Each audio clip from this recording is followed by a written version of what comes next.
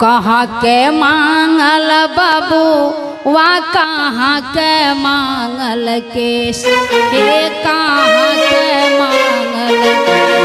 हीरा लाल बाले बबुआ के घुरमल के सोना लाल बाले बबुआ के घुरमल के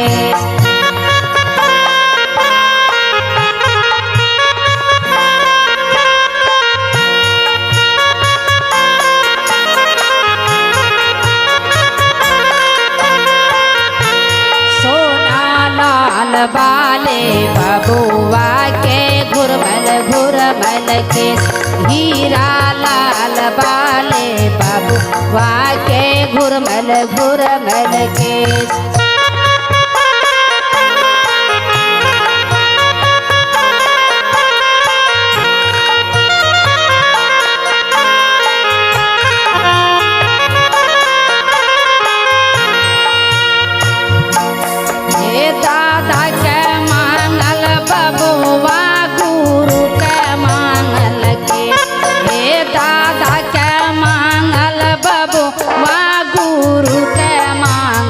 के हीरा लाल बाले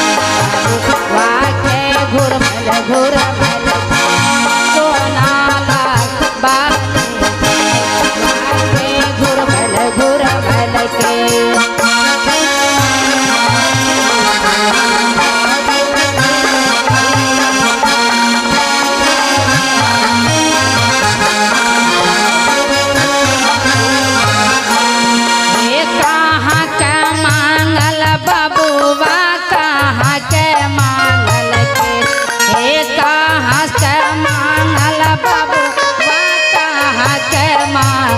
के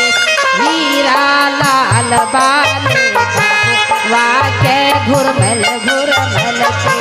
सोना लाल बाले बबुआ के घुरमल के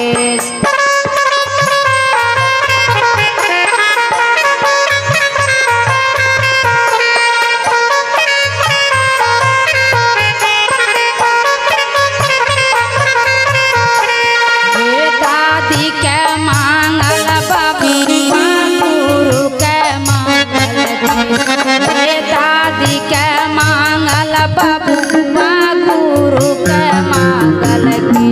हीरा लाल बाले बबुआ के घुरमल सोना लाल बाले बबुआ के घुरमल के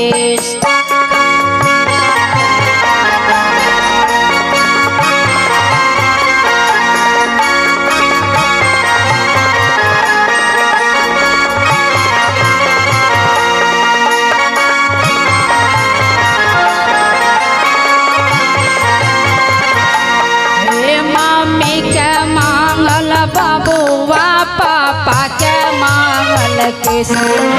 मम्मी के मांगल बबुआ पापा के मांगल के सोना लाल बाले बबुआ के घुरमल के हीरा लाल बाले बबुआ के घुरमल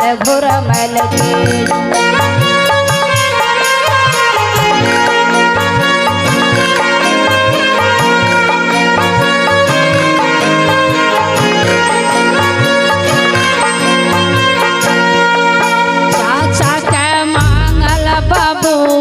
चाची के मांगल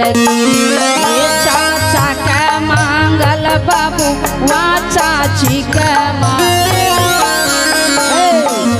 हीरा लाल बाले बबुआ के घुरमल के हीरा लाल बाले बबुआ के घुरमल